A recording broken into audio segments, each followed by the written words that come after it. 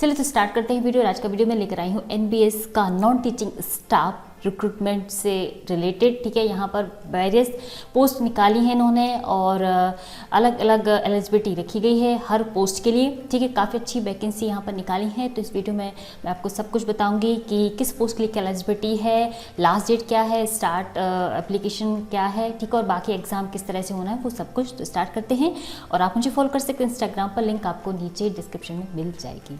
ठीक है, तो देख लेते हैं किस तरह की पोस्ट यहाँ पर निकाली है। लेकिन उससे पहले मैं बता देती हूँ कि एप्लीकेशन की लास्ट डेट रखी गई है 10 फरवरी 2022।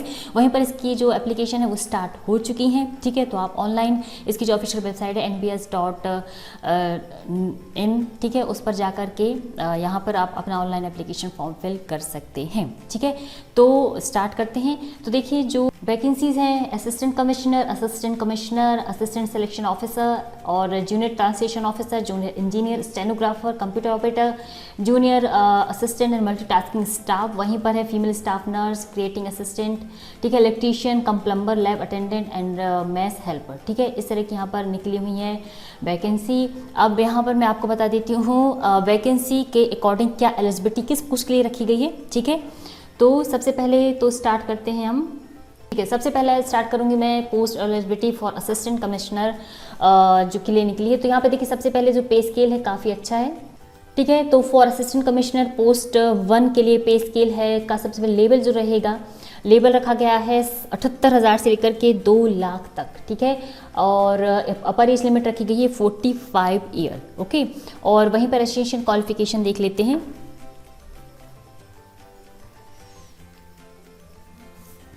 ठीक है, तो क्वालिफिकेशन है master degree in humanities science या फिर कॉमर्स फ्रॉम रिकॉग्नाइज्ड यूनिवर्सिटी। ठीक है, और उसके अलावा पर्सन होल्डिंग पोस्ट और post principal in the level 12 के लिए यहाँ पर पे मैट्रिक्स दिया हुआ है। वहीं पर 5 एक्सपीरियंस इन लेवल 10 के लिए अलग यहाँ पर रहेगा आपका पेमेंट। ठीक है, जो भी है जिस तरह से। नेक्स्ट देख लेते हैं। इसके अलावा यहाँ पर है असिस्टेंट कमिश्नर के लिए पोस्ट कोड 2 है, तो इसके लिए देख लीजिए। तो देखिए पोस्ट कोड के लिए पे स्केल यहाँ पर दिया गया 67,000 से रहेगा 2 लाख तक।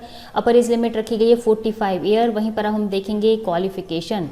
ठीक है, तो क्वालिफिकेशन देख लीजिए, graduate degree from recognised university और holding analogue post on regular basic. वहाँ पर 8 ईयर सर्विस अगर इन द लेवल 7 के लिए अलग पे मैट्रिक्स रहेगा। ठीक है, candidate must process at least 8 year of experience of handing administrative financial matters in supervisory level post के लिए यहाँ पर रखा हुआ है। अब हम बात कर लेते हैं फीमेल स्टाफ के बारे में। फीमेल स्टाफ नर्स की देखिए एक पोस्ट कोड 3 है, पे स्केल है लेवल 7 के हिसाब से 44,000 से स्टार्ट है और 1,42,000 के ऊपर यहाँ पर बेमिस्टेक रहेगा। अपर एज लिमिट रहेगी 35। ठीक है, क्वालिफिकेशन देख लीजिए, आपके पास में होना चाहिए 12th पास और उसके साथ में आपके पास में होनी चाहिए ग्रेड A 3 इयर्स का डिप्लोमा या फिर सर्टिफिकेट नर्सिंग का। ठीक है, और बीएससी नर्सिंग अगर आपने की हो वो, registration with Indian state nursing counselling का और प्रैक्टिस एक्सपीरियंस कम से कम 2 ईयर का आपके पास अगर एक्सपीरियंस है प्रैक्टिस का किसी हॉस्पिटल क्लिनिक में। ठीक है, वो आपको याद रखना चाहिए। वर्किंग नॉलेज है हिंदी और इंग्लिश दोनों आपको आनी चाहिए। नेक्स्ट असिस्टेंट सेक्शन ऑफिसर की पोस्ट है, तो यहाँ पर 35,000 से लेकर के 1 लाख के ऊपर आपका पे मैट्रिक्स रहेगा। आपकी एज रखी गई है 18 से 30 साल। असिस्टेंट सेक्शन ऑफिसर रहेगा, डिग्री रहेगी आपकी किसी भी सब्जेक्ट से मांगी गई है। नॉलेज ऑफ कंप्यूटर आपके पास में होना चाहिए असिस्टेंट सेक्शन ऑफिसर के लिए। फिर नेक्स्ट है ऑडिट असिस्टेंट पोस्ट कोड 5, पे स्केल 35,000 से 1 लाख। एज रहेगी 18 से 30 ईयर। क्वालिफिकेशन है बीकॉम होना चाहिए रिकॉग्नाइज्ड यूनिवर्सिटी से। 3 year experience of account work in government या फिर सेमी गवर्नमेंट या ऑटोनोमस ऑर्गेनाइजेशन। नेक्स्ट है आपका जूनियर ट्रांसलेशन ऑफिसर, पे स्केल 35 से 1 लाख के अबव। नो एक्सीड आपके पास में चाहिए 32 ईयर। ठीक है, पर एज लिमिट। क्वालिफिकेशन देख लीजिए, मास्टर डिग्री मांगी गई है Hindi with English as a compulsory और एलिवेटेड सब्जेक्ट और as the medium of examination degree level में होना चाहिए। ठीक है, इंग्लिश या हिंदी के साथ में मास्टर डिग्री आपके पास में हो हिंदी और English with Hindi medium and English as a compulsory और इलेक्टिव सब्जेक्ट और the medium of examination at the degree level. ठीक है, और मास्टर डिग्री है रिकॉग्नाइज्ड डिप्लोमा और certificate course in translation from Hindi to English.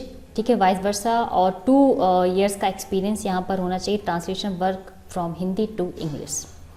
फिर जूनियर इंजीनियर के लिए पे मैट्रिक रहेगा 29,000 से 92,000 तक, अप टू 35 ईयर। क्वालिफिकेशन आपके पास में सिविल इंजीनियर और 3 year diploma in civil engineer, ठीक है। इंस्टीट्यूशन विद 3 ईयर्स एक्सपीरियंस, और एक्सपीरियंस सेंट्रल स्टेट गवर्नमेंट या फिर ऑटोनोमस जो भी है उसमें आपके पास में होना चाहिए। स्टेनोग्राफर के लिए देख लीजिए, पे मैट्रिक रहेगा 25,000 से 81,000 तक, एज लिमिट 18 टू 27। क्वालिफिकेशन आपके पास 12th हो। सेकंड है आपके पास शॉर्ट हैंड स्पीड हो 18 word per minute and typing speed हो 40 word per minute in English, ठीक है। और shorthand speed 60 word per minute and typing speed of 30 word per minute in Hindi, ठीक है। और यहाँ पर कोई भी एक्सपीरियंस इन्होंने नहीं मांगा है, ओके। अब है कंप्यूटर ऑपरेटर के लिए 18 से 30 साल, पे आपका रहेगा 25 से लेके 81। क्वालिफिकेशन आपके पास में ग्रेजुएशन है, ठीक है। इसके अलावा आपके पास में होना चाहिए skill in word processing and data entry with 1 year computer diploma, ठीक है। ये नाम मांगा है, ठीक है। जूनियर सेक्रेटरी असिस्टेंट, इसके लिए पे स्किल है आपका 19,000 से लेकर 63,200 और एज लिमिट रहेगी 18 से 27 साल। एसेंशियल क्वालिफिकेशन रहेगा आपके पास में सर्टिफिकेट होगा 12th आपके पास हो, उसके साथ में आपके पास में होना चाहिए सबसे पहले तो speed of 30 word per minute in English type writing और 25 word per minute in Hindi type writing. साथ में पास +2 level of senior secondary from CBSE state board, ठीक है। एंड ऑफिस मैनेजमेंट से रिलेटेड यहाँ पर, ठीक है। अभी साथ में है कुछ और knowledge of computer operation and data entry आपका required either as a subject at +2 level and 6 month का डिप्लोमा भी यहाँ पर in computer from recognise institution और computer literacy certificate at school level, ठीक है। एक्सपीरियंस इन अकाउंट्स या administrative government या सेमी गवर्नमेंट ऑटोनोमस ऑर्गेनाइजेशन। अगला है जूनियर आपका सेक्रेटरीट असिस्टेंट है, इसमें आपका है पे लेवल 19 से 63,000 तक रहेगा, एज लिमिट रहेगी 18 टू 27। यहाँ भी 12th पास हैं आप, साथ में 30 word per minute in English type writing और 25 word per minute in Hindi type writing होना चाहिए, मतलब corresponding to 9,000 kdph for English type writing और 7,500 kdph for Hindi type writing, ठीक है।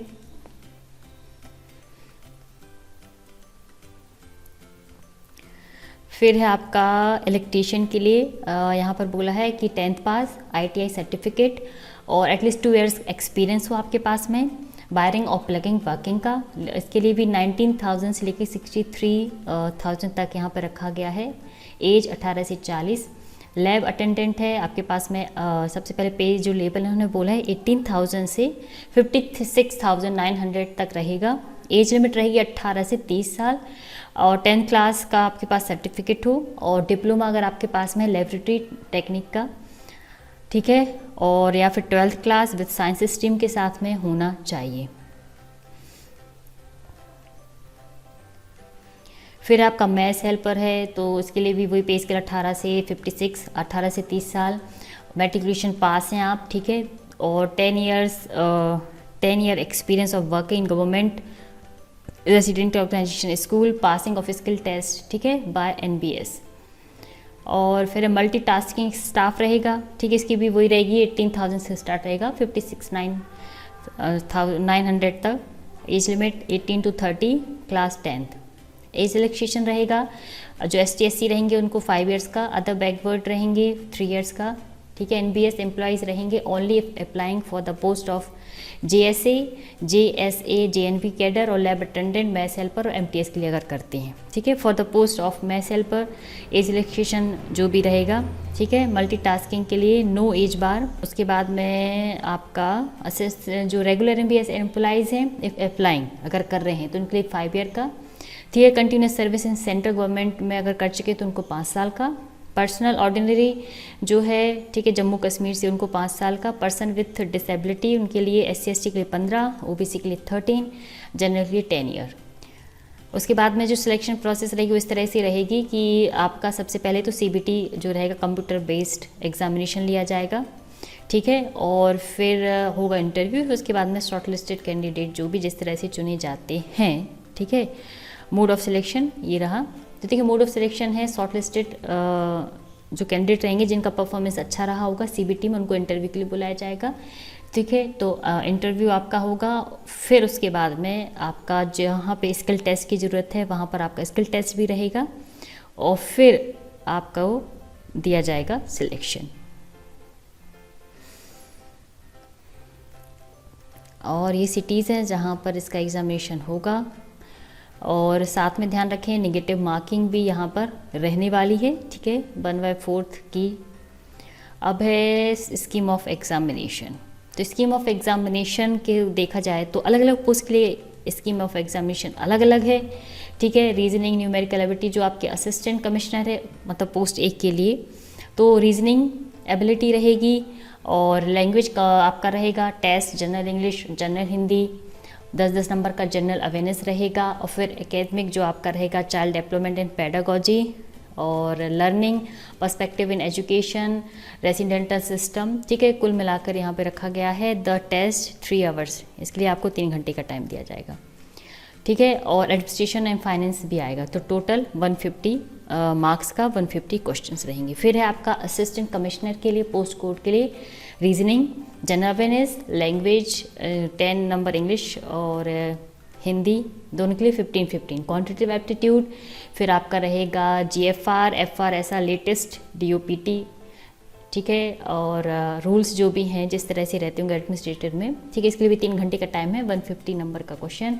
फिर आपके स्टेज इंटरव्यू रहेगा सीधा, मतलब यहाँ पे इंटरव्यू किसके लिए है, सेकेंड स्टेज, ठीक है।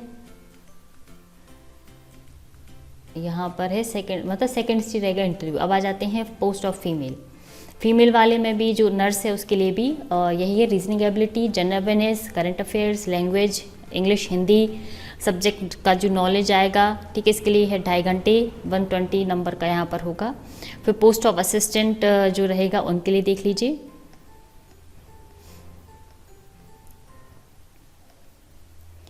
ठीक है। पोस्ट ऑफ असिस्टेंट के लिए भी रीजनिंग एबिलिटी, ठीक है, और आपकी क्वांटिटेटिव एप्टीट्यूड,